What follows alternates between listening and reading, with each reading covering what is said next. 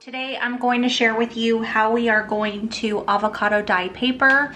Now these are some avocados that I've had. I'm not using these because I've already dried mine out, but I know that you can do them fresh. So if you wanted to do them today, say, and you didn't have any avocados sitting out drying, you could literally cut them open, clean all of the stuff out, make yourself some guacamole, and then you just clean the inside and you clean the seed to where not much of the avocado is left in there, and then you would literally just boil these. But the darker the avocado, the better. So if it's green, you really don't want to use it. The color isn't going to be great, but if you use more of this darker color avocado, it turns out a little bit better. So this is all of my avocados that I've been saving. We eat avocado all the time, so literally, you guys, I just clean them out as soon as we eat them. And then I also have seeds in here. There's about 10 to 12 avocados. They're smaller avocados like the ones I just shared with you.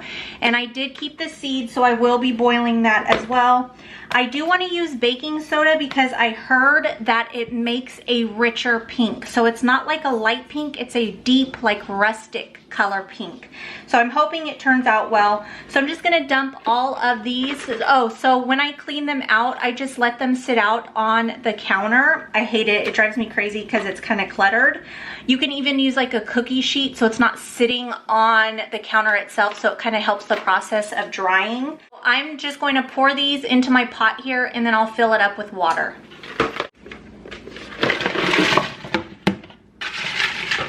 It matters how old your avocados are as well, but you just kind of want the water to be sitting over the avocados. So I think that that is okay. So I'm gonna go ahead and put this on high. I want it to come to a boil, and once it comes to a boil, then I'm going to add in some baking soda. Now, if you just want it a lighter pink hue, then you definitely do not have to add in your baking soda. Well, now I'm just going to add the baking soda. I did use a tablespoon. I would say you only need 1 to 2 teaspoons. I would just add that much and then maybe check it to see if you would like the color to be a little bit richer and add as you go. But in the end, I really liked the coloring of the paper after doing the avocado. So basically what I did is I added the baking soda, I stirring it around a little bit, and I turned the stove down to just low or simmer, and I'm just going to let it sit for about 45 minutes to an hour. About 45 minutes, and look at that pretty color. So I think I'm going to turn it off and start draining this. I wanted to make sure to share with you guys the different papers that I was going to be using for the dyeing. As you can see here, I have doilies, I have tags, I have envelopes. I also used copy paper, sketch paper, watercolor paper, just to kind of have a variety of different types of weight and textures to my paper. I also do want to mention that I fold my papers if I'm going to be using them in junk journals in different ways, like if I'm going to fold them in thirds or in half. I like to do that prior to the dyeing, just because where it's creased, the coloring will be different. So it makes it look really pretty, and it's easier to do that ahead of time. I also cornered some of my pages before I dyed them as well.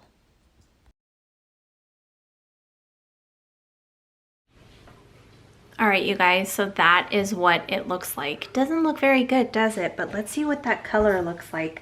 I'm gonna first pull all of the, you know what? I'm really worried about my hot pads getting dirty. I'm gonna change my hot pads out. I don't want those to get dyed. But I'm going to take out the avocados first, and then I'm gonna strain the water.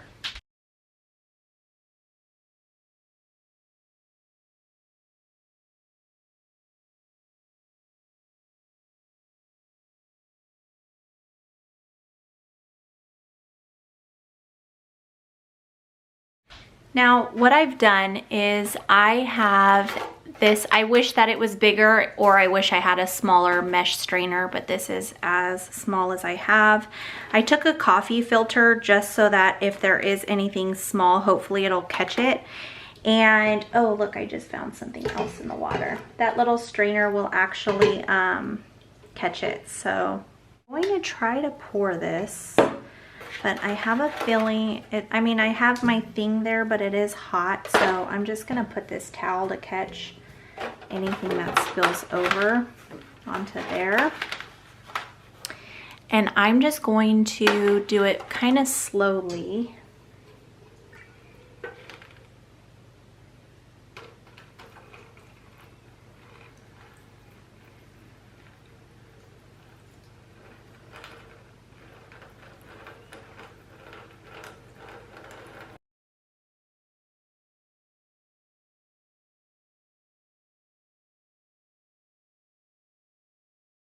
I went ahead and stopped pouring here because the liquid was sitting where the strainer was, and so I wanted to make sure to get any of the imperfections out of the liquid for the dyeing.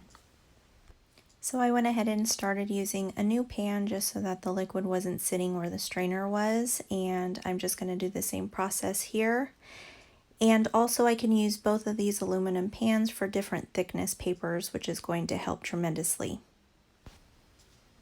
I should have also just gotten a new coffee filter for the second pan as well, because it's having a harder time going through just because of the imperfections that were left inside the little coffee filter from the first one that we did.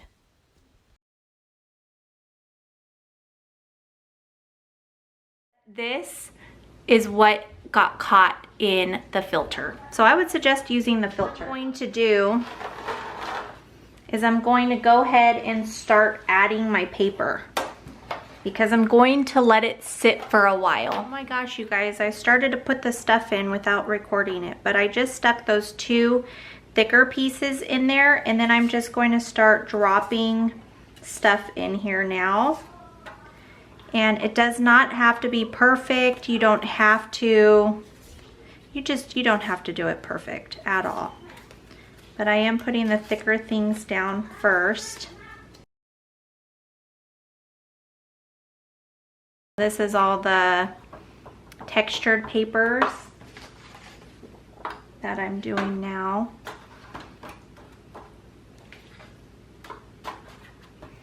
I'm not going to be able to fit that many in here because I don't have a whole lot of the avocado juice in there. Maybe I could slide that down there. Okay. Oh my gosh, you guys, look at how pretty that color is already. I can't even. I just walked away to take the pizza out for my family for dinner, came back, and that's what color it is. Crazy. Okay, so, oh, I wasn't gonna put any more in here, huh?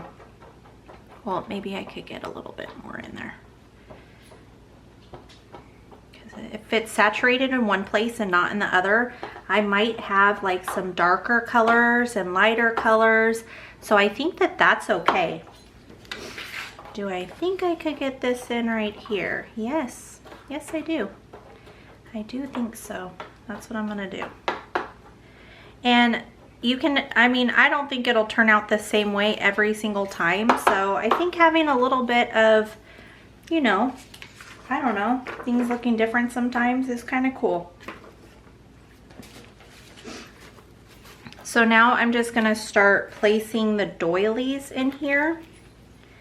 And I don't think I'm going to need all of these doilies, but I mean, who doesn't have enough doilies? Like, I love them. They look so good in junk journals. Do you guys use doilies in your junk journals, and how do you guys use them? So pretty. Uh-oh. I don't know. I have my puppy on a leash, so don't mind the leash on my wrist.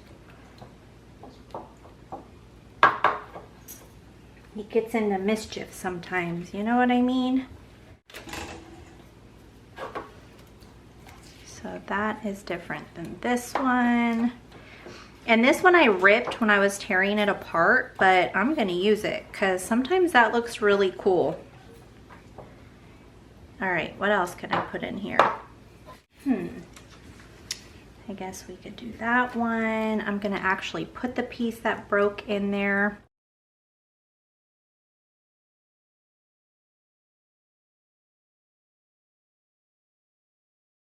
I'm gonna do an envelope. Make sure when you do the envelope that you don't have the sticky side down. Uh-oh. I love these little envelopes. They are super, super cute. So I'm gonna do these.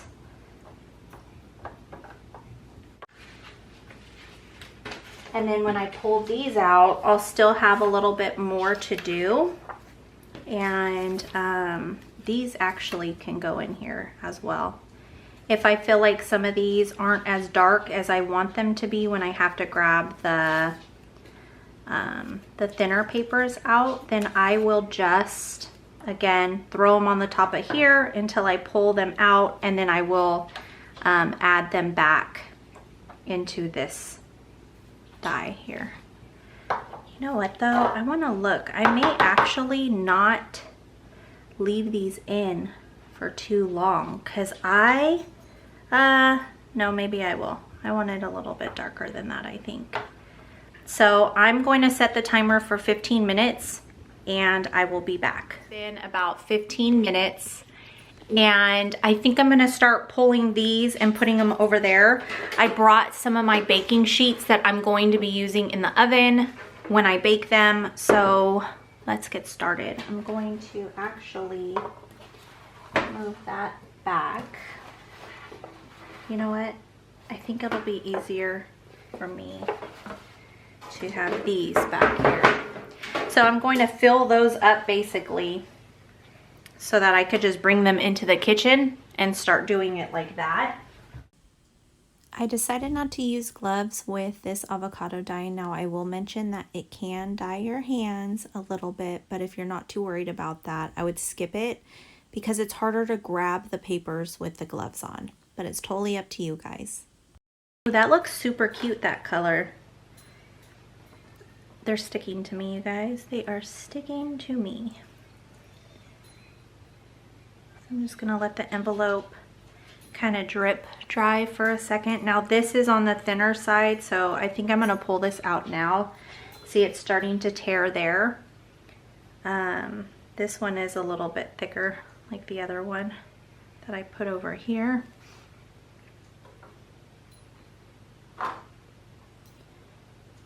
You know what I'm gonna do though? I'm gonna move these up and turn them this way.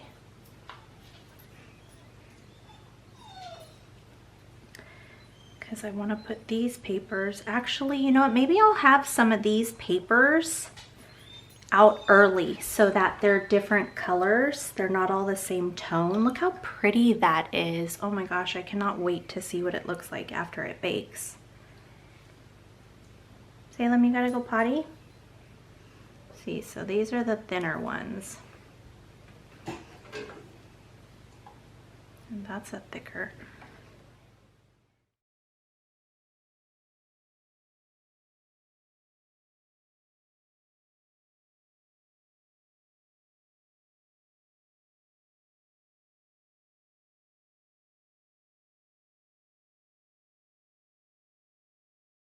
Now I'm going to start putting these ones in the oven and rotating them, and then I will continue to do these trays. So here are the three. So I'm going to put the two on the top. I don't think I mentioned I preheated my oven to 295. It's still preheating, but that's okay. So I'm going to let these cook or bake, and then I will pull them out, and then I will take them all off and restart the process. So I'm just collecting the papers here on this paper plate. I mean, it's going to overflow for sure, but I just figured I might as well just throw them on here. I still cannot get over that little envelope. How cute is that? Okay, let's check the paper again. So the bottom looks like it's getting a little crispy, and so does that envelope. Now you can tell by just looking at the paper most of the time if they are drying or not, and you can tell if they're a little damp. See, on the right side of that long strip, it's kind of darker there.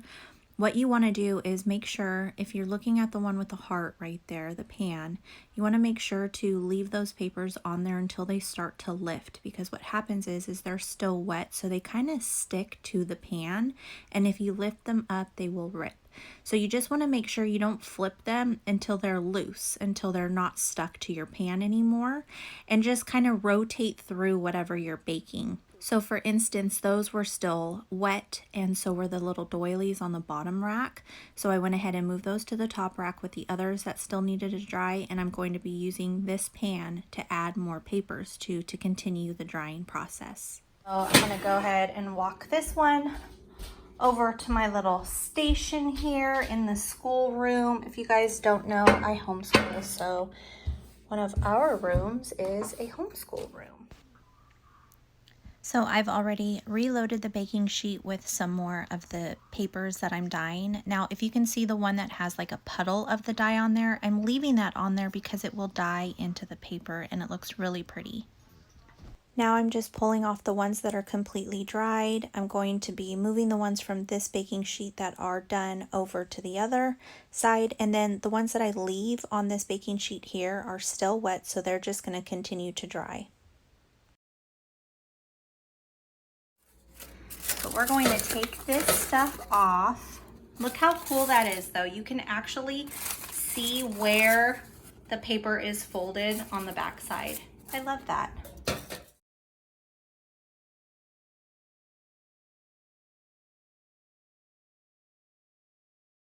I noticed that a couple of these were still damp, so I went ahead and pulled off the dried ones, and I put the others back in the oven to bake a little bit longer. That's definitely the process that you're going to be going through, is just make sure you're pulling out the ones that are dried, adding new ones, and then just waiting until they're dried out, and you just kind of rotate them throughout the process. It's pretty easy. So we are about to start loading up these baking sheets with the last of the dyed papers, and I wanted to mention to you guys, if you want this to be a relaxing process, I would definitely focus on only having 2 baking sheets working at once. That way you can just rotate the papers between the 2 baking sheets. Now once you start adding more, it can get a little hectic because you're constantly moving, constantly checking, constantly reloading the baking sheets, taking the papers off. So it could kind of be overwhelming. So if you do want it to be more relaxing, especially if you are doing this for the first time, I would just focus on 2 baking sheets. And then from that point, if you feel comfortable enough and confident in knowing what you're doing, add a few more baking sheets so that the process can go a little bit faster. Yeah, so I just kind of wanted to point that out to you guys because it wasn't as calming as the first couple times that I had dyed papers. This was a little bit more hectic for me. And I do believe that some of it is just recording, it does take a little bit of extra time, but also it's because I was literally doing something at all times. This one because I love that. Look at how pretty that is. I might even flip this one the opposite direction somehow. Well, fold it. And then use that as the outside. Like, look how beautiful that looks. Or I'm just going to leave it like this and have it open this way. I'm not sure, but I don't want to cover that up very much because I love that. Here's the stack, you guys. I'm not done yet, but I love the variations and all of the colors and the textures. Oh my gosh, so pretty. I just love that. Look at the trim. Okay, so I'm going to start cleaning this up. I hate to throw this away. Wonder if you could freeze it. You know what? I might freeze this, you guys, in a freezer Ziploc and try it again in like, I don't know, whenever I run out. I'm gonna do that. I'm gonna try it and I'll let you guys know. I put it in a freezer Ziploc and I double bagged it just so that, I don't know if it leaks or, I'm not sure. I just don't want it to spill all over. Also, if you're not going to wear gloves while doing this is what's going to happen to your fingers. That I'm gonna put in the freezer, so I'll let you guys know whenever I do reuse that, how it worked. All of my dirty towels. I would say definitely use something to cover your area. I went ahead and used this plastic. You can get like a drop, what are they called? A drop pad or something, drip pad, I think, like a painter's drip pad. They used to carry them at the Dollar Tree. Anything plastic, you could use a garbage bag and just cut it open and lay it flat. If you have a cheap Dollar Tree plastic tablecloth, anything like that, just make sure when you are putting anything hot on it to use your hot pads or use towels. That's what I did, just so that it doesn't burn your guys' plastic and then ruin your table. Let me share how it turned out. Are you guys ready for the masterpiece? Look at that. Look at this. Look at the different variations in all of it. Isn't that really pretty? And we have our envelopes.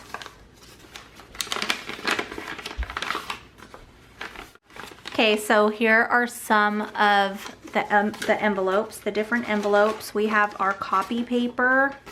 It's just so pretty. The little envelope here. What else do we have? This again is copy paper. Now, if you don't like the crinkle and you want it a little bit more flat, if you think it'll stay on the paper better, you can definitely iron this paper. You would just have to put something in between the paper and the iron. And then this is the little photo card that I got from Hobby Lobby. You could fold it this way and have it like a flap up or a flap down, or you can have it sideways, however you want, you know? So here's the pretty little tag. Look how pretty that is. I love the coloring of this.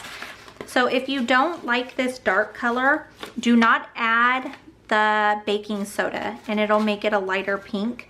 I think the pink that you'll get is lighter than this without it. So, but these are just the different variations of the colors and the textures of the paper. So the little graph paper worked on this one, just not on the store-bought like big sheets. Here's the one that I cut. I cut this one like a stamp cut. I don't know if you can see it. But yeah, so let me see if there's anything else interesting in here that you haven't seen. I think you saw all of it. Here's one that's been torn. I really like the way that that looks. So you could choose the darker side or the lighter side. And then again, here's some more envelopes. And then the little baby envelope.